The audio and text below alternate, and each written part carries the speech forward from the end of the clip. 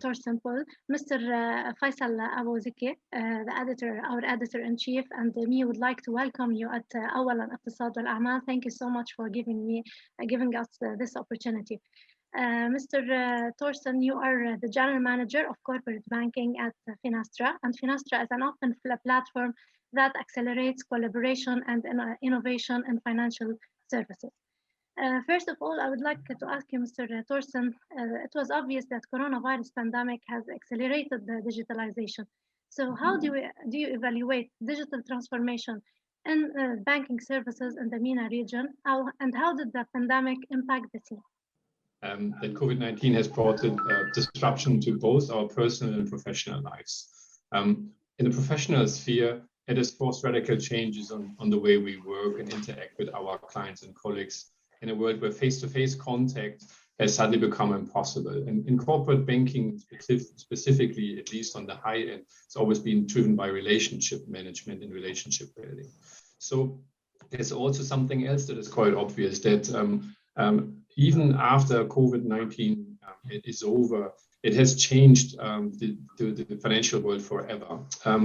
And if you look into some studies that we have been seeing from the likes of McKinsey in a global banking annual review that they did in 2019, there was a clear warning to banks that in the case of an economic slowdown, banks need to be able to adapt, or they will be impacted significantly. And I think in principle, banks have been doing okay to handle at least the crisis, but some of them were much better equipped with regards to interaction with their clients. And that are the banks that had been focusing on their digital channels and had a way for their corporate client, similar like you would expect for any retail client, to interact in a digital way with them on various different levels. There were banks with no corporate channels that been suffering a lot. There were banks with a legacy channel that were able to cope with volumes, and the ones who have been really standing out at the front are the ones that have been embarking on a transformation some time already ago, knowing that the digital experience for a corporate needs to be changing in line with retail expectations. And quite frankly, the importance for banks in the region or elsewhere in the world, because that's a global problem, is you need to start on a digital journey, not just focusing on the vendors that you are selecting to go on that journey with you, but also you need to transform your internal legacy technology that you have and open that up as well. So it's about not just buying the right software that enables a platform approach in open banking, but also being able to transform the legacy technology that they have, at least in a way that can be accessed from other systems within the bank or at best externally. Okay, Feinastra have revealed last week a study talking about the corporate bank priorities in the next 5 years. What are the main conclusions Feinastra have reached in this regard? Recent research where we have been speaking to 700 heads of relationship, heads of technology, heads of product across global banks show that the corporate priorities are changing over the next 5 years. So the biggest shift that we are seeing is that corporate banks are moving away from the traditional relationship builder approach with a lot of client interaction and management directly, to building wider banking relationships with client, cross-sell additional services for greater focus on being a platform player that offers value-added service and can deliver real-time execution.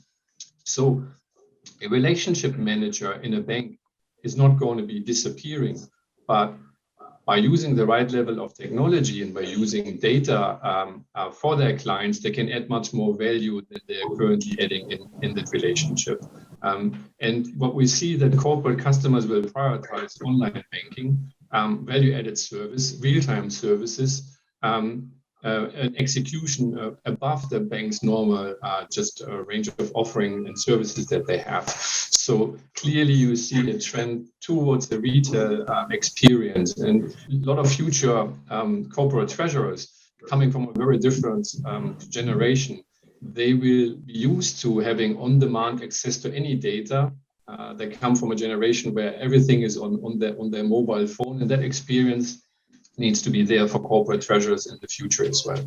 If we want to list the challenges or the major issues facing banks, in digital transformation, how would you put them in order, The biggest challenges are really that banks are sitting on a ton of legacy technology, and that ripping and replacing the existing technology is very costly and very risky. So I think the importance is that a bank finds a way to transform into a digital world by doing a step-by-step approach and having short time to value to show to their clients.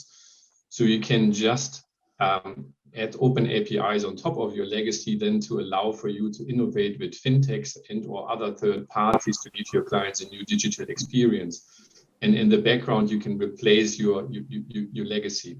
So you need to find a way to find that balance between cost. Of course, cost is a massive factor here as well. Risk that you are willing to take in as part of a major transformation, but allowing you to start that journey. And open banking, I believe, is critical in that space, because only if you have an open platform or embrace an open platform approach, you can really innovate with others. The majority of innovation is not coming from a bank themselves or from any other company. 95% of innovation comes from outside, and when banks and fintechs embrace that open banking strategy, they will be able to collaborate for the greater success of the bank and ultimately their corporate clients. Yes, you said in the study that banks must change their business. The third parties should handle real bank execution.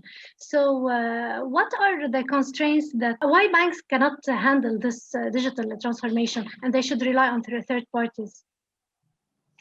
No, I would say banks can achieve that themselves, but not necessarily. It's easy. It always depends on how much money banks have been investing into their internal teams and whether they have the right talent in place. If you look into what's really going to change the future of banking, it is mainly data, insights into data. Not every bank will be able to have a team of data scientists and people that are very good in machine learning and artificial intelligence.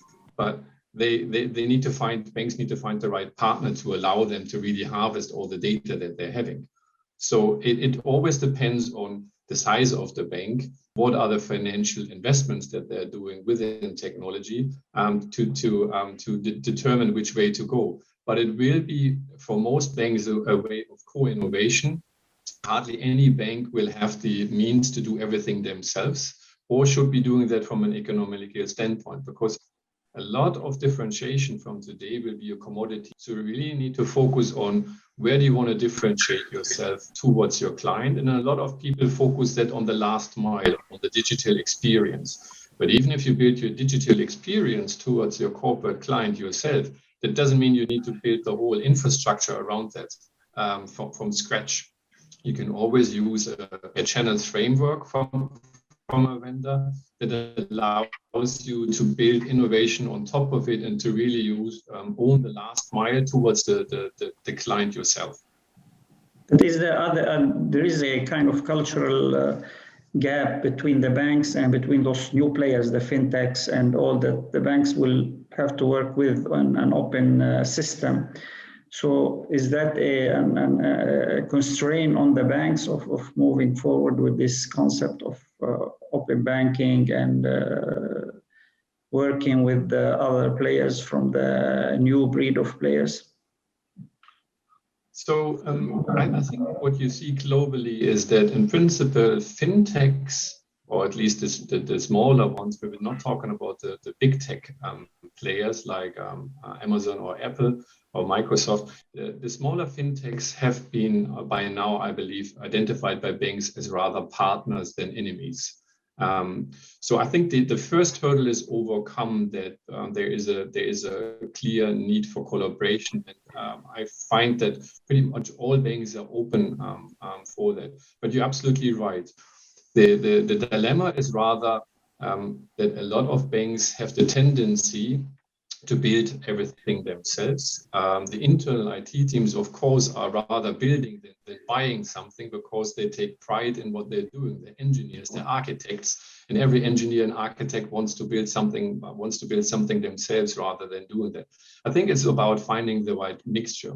But I will see that the success now of banks that have been starting the digitalization journey some time ago, and show that also with their client numbers and with the financial success they're having, will force the banks that have been sitting on the fence when it comes to collaboration to move in that direction.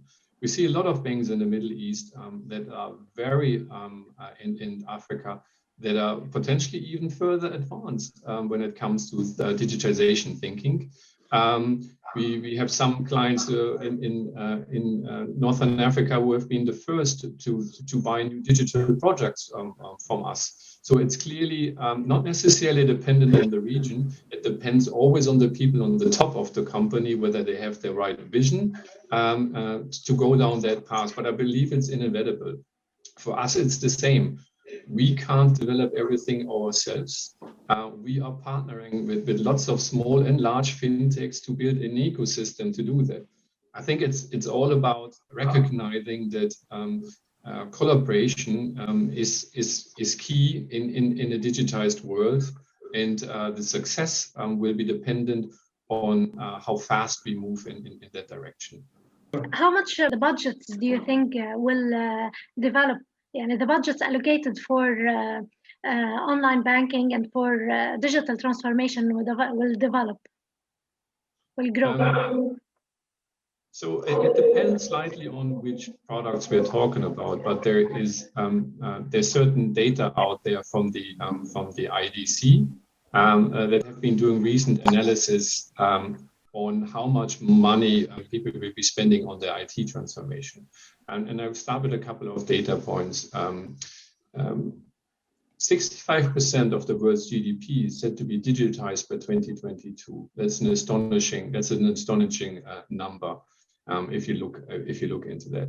And the same report states that by 2022, 70% of all organizations globally will have accelerated the use of digital technologies, transforming existing business processes to drive customer engagement, employment, productivity, and business resiliency.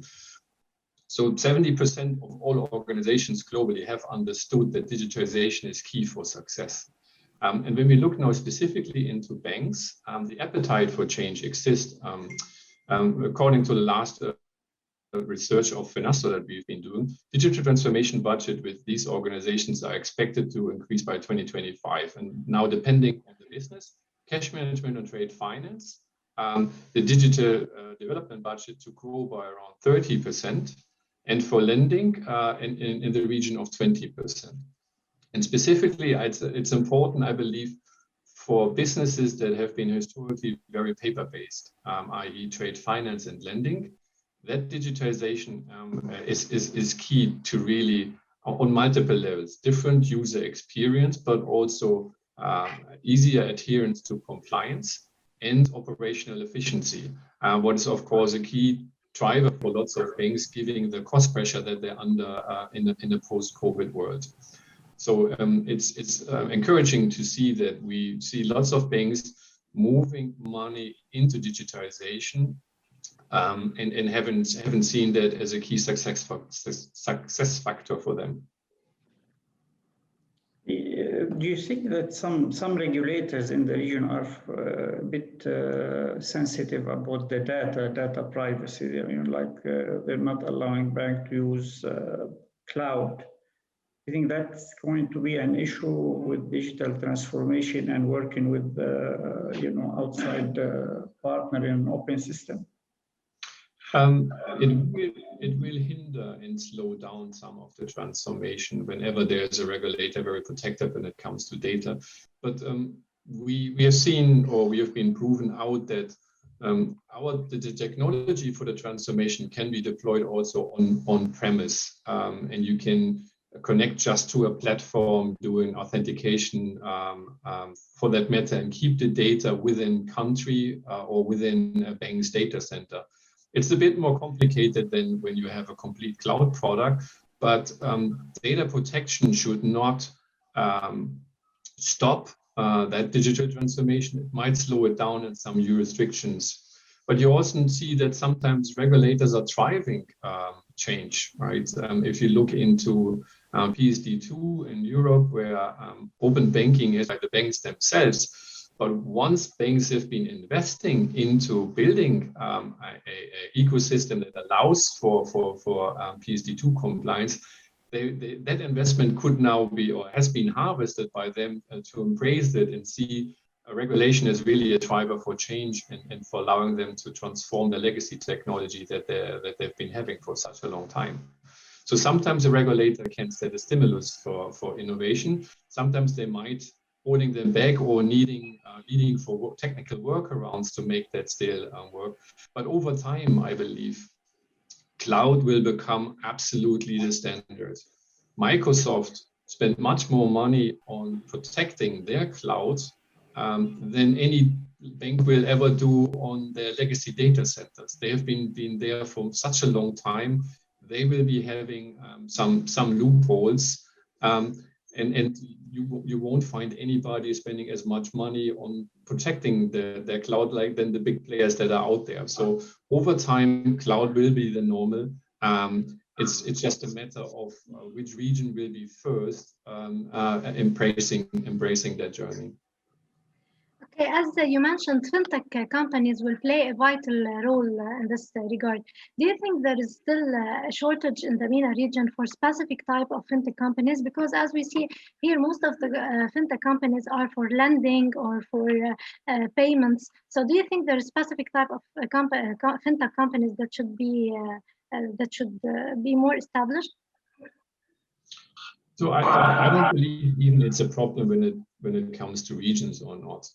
The world is becoming absolutely global. I think it's easy for anybody to find the right fintech solution for them in a global ecosystem that will work for their needs. Traditionally, you're right. Digitization started with payments, right? Payments is being digitized for a very long time, looking at the high volume of data that's been processed there. So there was the biggest need for digitizing that process. The ones with lower volumes, like lending and trade finance, are now catching up. And you find fintechs pretty much in any region of the world that will focus now on corporate banking, because the retail banking space is getting very tight and there's not so many things to invent any further. So I believe it's no shortage of fintechs, because even if in your region the fintech solution that you need is not available, you can work with somebody on a global level.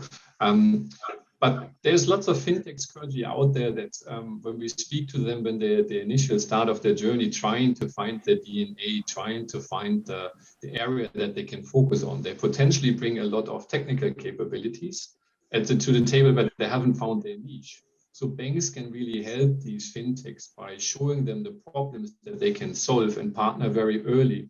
You see lots of banks now investing into startups at an early stage to have a stake in them, but of course also to help shape their journey and find fintechs that can help them in their value proposition. So I think banks need to openly approach small fintech hubs and work with them right from the get-go to ensure that they are developing together a product that will serve their clients' needs. I think so. Do you think there will be like digital tiering, between banks who are already ahead and banks that are already? And I think the COVID-19 experience have already shown this, gaps between banks, and different strategies and how serious they were about digital transformation. You think we're going to see, this tiering, between banks? I think we see that already. You can already see the tiering when you look at the digital experience. You just need to go to a homepage of a bank and then to drill down into the line of business that you're interested to see who has been investing in the user experience and who has not. So arguably there is already a tiering established. And that is independent of the services that they provide. A bank can be fantastic in the products and services that they're offering, but they will give a very different impression to a client when they go onto their homepage or on their digital banking experience. And I think that becomes more and more important. And quite frankly, that's also a lesson that we learned on our side at Feinstra. We had products that were functionally super rich, but we expected somehow that the user of the product is an expert in what they are doing. In a large corporate, you will find, of course, people that do nothing else than submitting requests for a letter of credit. But when you come to smaller corporates like an SME, maybe that person does that once a year or twice a year, and therefore they need much more a guidance through the process and a much different user experience to do that. And that is something that we recognize where we had to improve, and we've been investing a lot of money on our side as well to ensure that that user experience and persona-based user experience is at the focus of what we do. Because at a corporate, there can be very different user personas that have different needs. There can be a payments processor or a trade finance processor, or the treasurer can. And they have been in the past looking at the same screens potentially. And that is, of course, something that needs to change because the experience needs to be tailored to the person who is looking at the data. That shows you who understands that concept is potentially higher up in the tiering when it comes to banks, when it's really tailored to the client's needs. How Feinstra plans to grow in the region? Well, MENA has been a significant focus for us for quite some time, and potentially if I look at corporate banking, it's potentially the region with my highest number of clients. I think it's really about a few things how we want to grow further. One is there's still some areas where there's functional coverage that we can improve, specifically in supply chain finance. Trade finance has been dominated by documentary trade for a very long time, but more and more volumes move into supply chain finance. So that is a key point where we're focusing on. Then the end-to-end user experience, front to back solutions, trade and supply chain finance, front office, back office, same on the lending side, and then adding cash to it. And overall bringing together an integrated solution for our clients that want to move away from a core banking solution that is maybe good enough for them at certain stages of their corporate banking journey. But if you want to offer a more specialized service, then the step away from core banking into specialized solutions is often a very big step. What we've been focusing on is integrating our solutions further to allow really for that journey to be much easier as part of a transformation journey that a bank does. So it's about UX, front to back solutions, integration, and then of course, extremely important, that all opened up on top of our platform Fusion Fabric Cloud to allow for co-innovation and collaboration. In a very short period of time, we have now added very interesting digital solutions on top of our core, whether that is WhatsApp banking or chatbots, whether that is new tablet solutions that we have been building with Accenture, mobile approvals, compliance applications that make the trade finance process much more seamlessly and reduce operational costs and so forth. So it's really adding then fintech solutions on top of our ecosystem that make that very compelling offering towards our clients. Very good. Okay. I think we're as far as the... Yes, I'm done. Go ahead. I would like to wish you more growth, and thank you again for giving أولاً اقتصاد والأعمال this opportunity.